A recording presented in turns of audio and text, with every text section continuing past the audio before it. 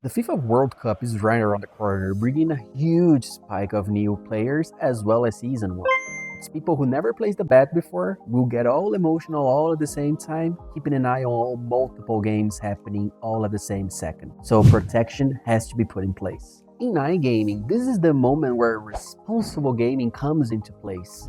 After all, it's not about only protecting the players who are now playing within the casino itself, but it's also about making sure they won't burn themselves with some possible losses and misses around the game. In this interview of the Square Table, brought to you by Kensho Media, we are sitting down with Iris and Boer, a fantastic iGaming consultant who will explain why protections need to be deployed on day one, how to not kill the vibes and the fun of your players while still keeping track of them, and making sure to understand that the work itself doesn't end with the tournament, but with the hype itself later on to see if the bad habits had stuck around with such players. As usual, I'm your host Victor Julio Coupe, and you're watching an amazing episode of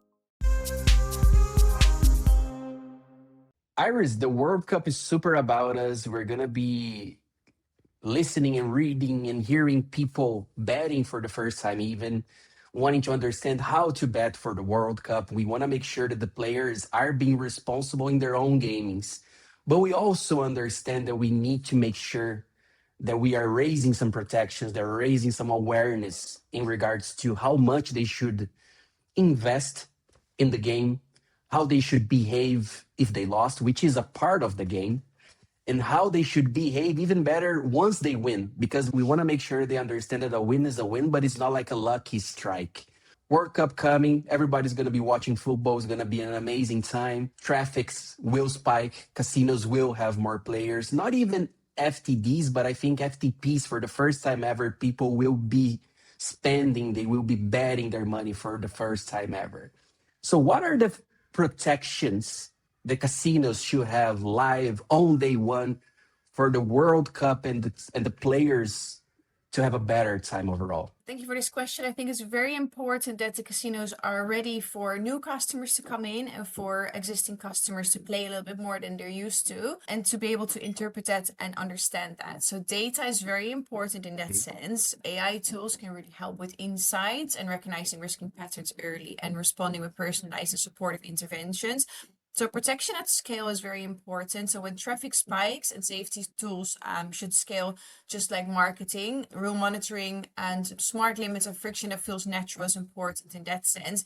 So whenever customers play more for the first time and your player protection team reaches out to the customer, it's important that they understand what kind of customer it is and that they use emotion aware communication. So it helps if customer support or the responsible gaming team reaches out to customer with a message that is tailored to the specific customer. For example, saying, we've seen that you staked a higher amount of money than you usually do on a certain bet. Are you aware of the risks? You haven't done this before. Is this something that you intended to do?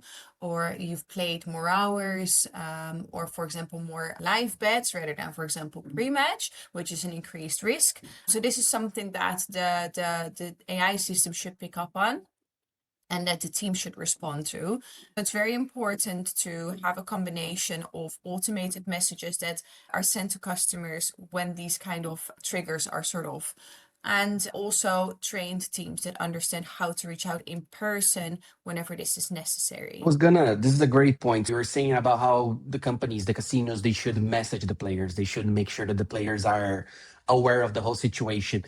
And how about the content itself? For example, one game that I'm very keen on is Brazil against Scotland because I have some friends in Scotland and I want to bet against Scotland so that Brazil can win and I can make some fun out of them. Now, if I were to play and Brazil loses, what should I expect in regards to the content of the message that the casino should be sending me so that, okay, Victor was a first time player, he lost. What's next? Right. So I think that even before the game ends, it's important to have friction without killing the fun. So when you're thinking about that, you could think about halftime pauses, cool down nudges, behavioral prompts that feel like part of the game flow, like not a punishment. This is very important that we have moved responsible gaming really far away from the nudges that were negative, like saying, hey, you should play less, or hey, you should stop now, towards more positive messages that are saying, like, you have placed a bet and you're doing great, but this is now a good time for you to take a break and to come back later, or anything to that extent, something that resonates but that makes sense, where you're nudging a player to just take a moment to reflect, or to play less or slower, to take a cool down whenever that could be necessary. But it should be part of the game flow. So it should be something that makes sense to a customer, not out of nowhere. So either triggered on their behavior or something that fits within the moment. So for example, if there's a game and there's lots of bets on, then there's a halftime and there can be a pop-up saying, like, take a moment to reflect what you've bet so far, and whether it fits in your budget to bet more, or whether you should stop for today, for example, something to that extent. Just for a moment for a player to reflect. With regards to your question, saying, like, the game has finished, I've placed my bets, I've either won or lost, what happens next? I think that it's important for a lot of online casinos to consider a sort of a post-event reset, if you will. So like after the hype ends, to help players reflect and rebalance limits and return to sustainable play. So if a player plays more during, for example, World Cup, that is totally fine. It's a specific event that might be more exciting, that might appeal more. There's a lot more buzz going on around it, which is really cool and really fun, and it should be. But then the event has passed, and then the RG teams need to be really careful to consider whether someone all of a sudden continues to play on that same kind of level and they hadn't done before. And then to consider what happened there. Do we need to speak to this customer and understand whether this was with intent or not? Is this person chasing losses? Are they chasing winnings? Has something happened for this player? For example, was this event a trigger for them to continue to play more? And is this intended or not? Because if it's not intended, or if it doesn't fit within their budget or within their time or within their intention, then that is something that is very important to address, and address early. So the post-event actions are pretty much just as important as the pre-event and during event. And it's something that maybe casinos tend to, well, not necessarily forget, but forget the importance of, because this is truly where you see what customer behavior is or does. Because during an event itself, there's expected to be a spike, and that is something that doesn't necessarily, even if it deviates from the normal play, it's a very typical event that you would expect certain kind of behavior. So afterwards is where you will really know whether this event triggered something in the player to maybe lose control or begin to lose control of their gambling. And that is a very sensitive time to be really vigilant and aware. That is true. That is true. Should the casinos even reach out to any players that go into their database, like even $10 bets should be reached out? Or do you believe, especially as you said, we're going to be seeing a huge spike of players, and naturally casinos don't want to overspend their marketing budget or their CRM budget getting in touch with everyone? But I also understand that some countries are making mandatory for casinos in order for them to continue being regulated, that RGs in place at all times, at all the moment. So how about it? We're talking about so many different countries in the World Cup. We're talking about so many different nationalities with different compliance rules in regards to casinos. And again, RG is becoming mandatory for a lot of countries to make sure that they can onboard such a casino in the regulated world. But for those that are already in place, is it to all the players, no exceptions whatsoever, or should we segment the database into maybe, I don't know, we have the VIPs, we have not the first time depositors, those that are already playing in the casino for a while? How should I treat this entire campaign? So first things first, it's always important that players, when they start new in the casino, that they're aware of the risks of gambling. So whenever a customer starts, it's important that they are aware of the responsible gaming page, all the information that is on there, and ideally confirm that they've read and understood the responsible gaming measures and tools that are disposable for their use.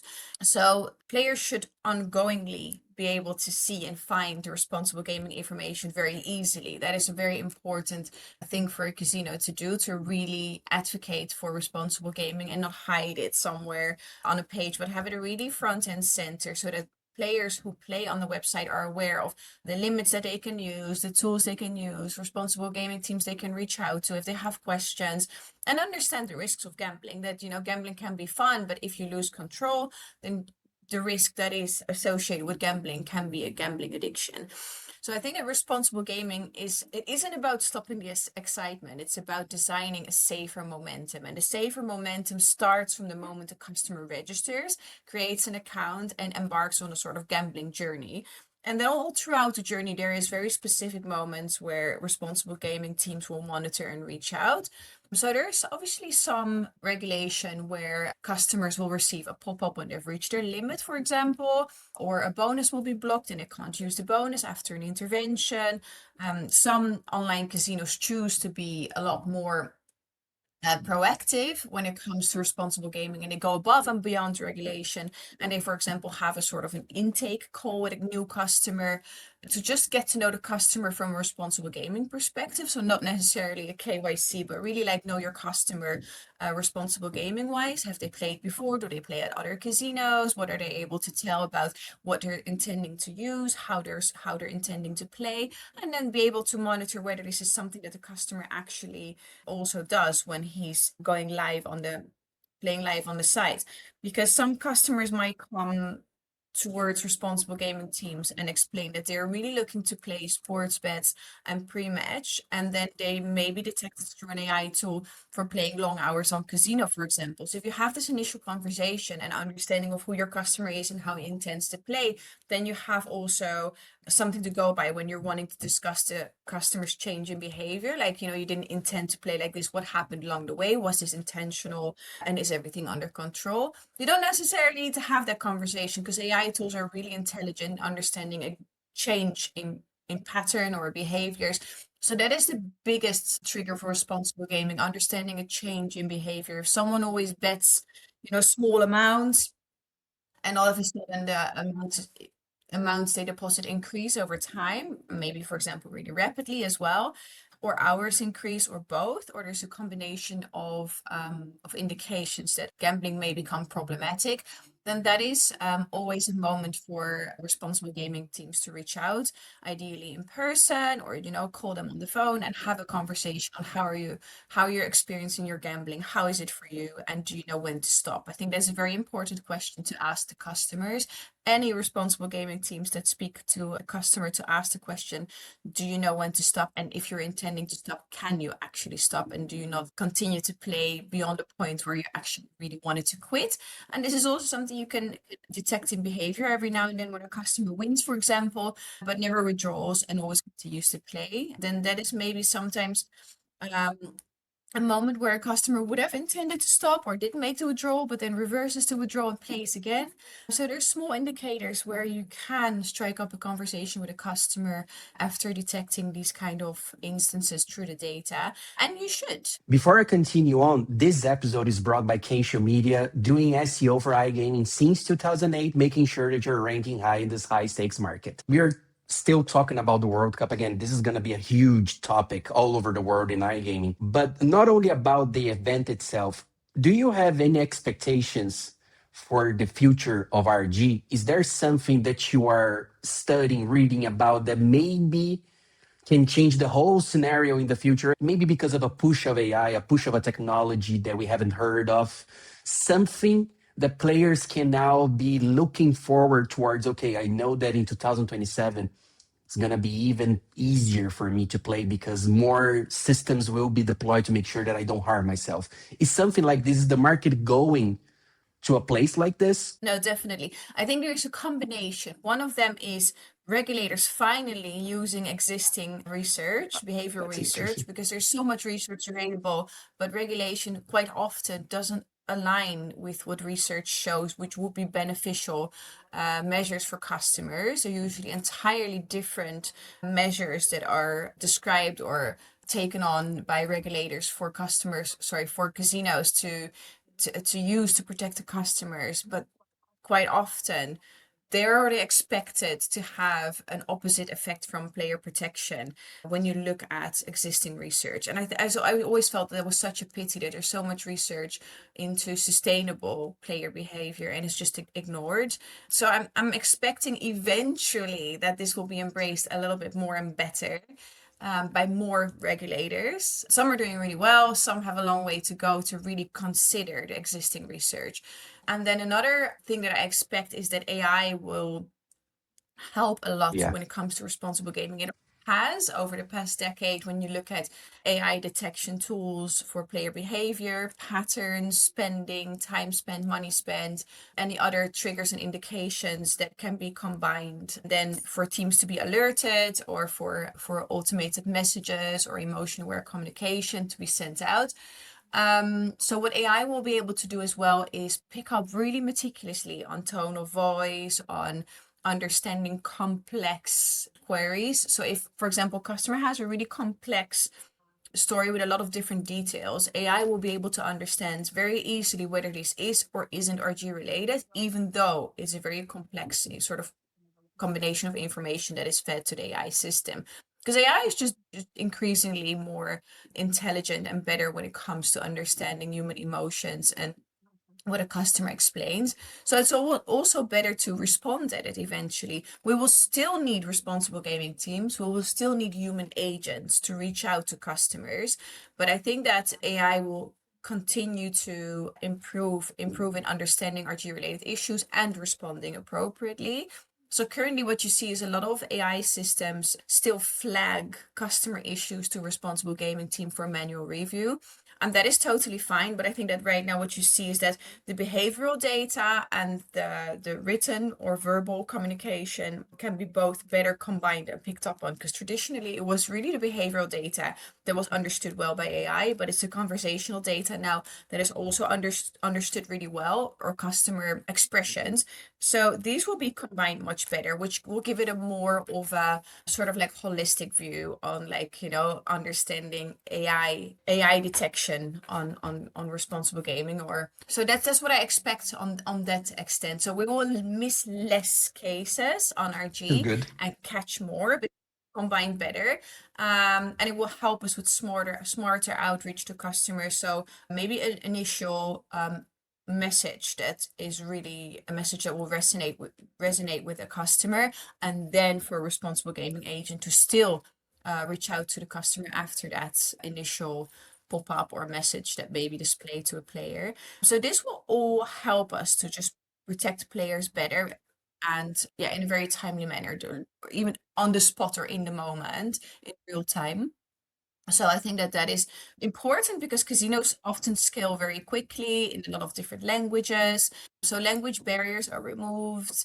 Operational difficulty is removed because, if you have all of these accounts and profiles that you need to review manually, then that takes a lot of sort of operational demand. And the more AI does that, the less operational demand it has for your teams. So the teams that do work on these cases have more time to properly focus on what really stands out and really needs to be reviewed. So AI is going to be tremendous for RG, I think for a lot of things, but for RG especially. And it makes sense as well because AI is used for marketing and other purposes. So it only makes sense that this is receiving the same kind of attention or used with the same kind of leverage. So in order to sort of keep things ethical balance as well for casinos and for customers, maybe even, more research into AI used for responsible gaming, that could be really good. So we understand better how effective these messages actually are. Yeah. And how are you making sure that we are going to this future, that we are arriving at this point? What can you tell us about the work you have been doing right now in regards to responsible gaming? So I have been getting more and more involved with AI and understanding how AI can help with RG. There's a lot of, well, maybe bias about RG being a chatbot, or sorry, AI being a True. chatbot. And I think that that bias, is very quickly getting outdated. Very quickly now, the majority of people understand that a lot of LLM systems or like AI models that have understanding of like more complex queries from a customer are being used rather than bots. Because when you talk about AI, that is a conversational tool, quite often people still think about that chatbot menu where you Percent. get where you have to mention responsible gambling help in order for the chatbot Yeah, to understand that this relates to responsible gambling. It's too much to ask from a customer to take that much responsibility and action in order to find help for responsible gaming. It should be ready and available on the spot. So the moment when the customer speaks to either a real agent or a chatbot, the moment they explain that they've either regret losses, they regret the time they've spent, they feel negatively affected, work or study suffers because of gambling, they are maybe sleep deprived because of gambling, family complaints, they miss out on social activities, any kind of indication or cue, or maybe even financial difficulties because of gambling, or a combination of all of those, any of those sort of indications, when a customer mentions this, it needs to be picked up on, because that is the moment that the customer explains this, is the moment that the operator knows. And that means that they have to do something with that information. It means that it cannot be missed either by a human okay. customer support agent or by an AI tool. So AI is really, really advanced with that. And I think that it's not long ago, I was on a panel discussion where half of the panel just simply didn't understand it. It's not a chatbot we're talking about anymore. Not many online casinos actually use a chatbot in order to speak to the customers, because you cannot really take the risk of not understanding what your customer I is see. saying. If the customer is saying, I feel affected, and the chatbot doesn't understand that, that is the moment where your online casino knows or should know that the customer feels affected and should do something with that information. A chatbot cannot. So you need to take that responsibility to either have an AI system that really understands that, what the customer says, or an actual person that will always guarantee to pick up on that, because that is still a risk if you have human agents. That, even you, I always say, even your very best agents can have a bad day. Mm. And that is a risk to the customer, to the casino, to your whole operation. And I think that that is why casinos are opting for a smart, intelligent AI tools now, rather than actual agents to catch that initial RG risk, or verbal triggers or indications. But it's still very, very essential to have your human team review the case or review the chat or double check or see that with more attention.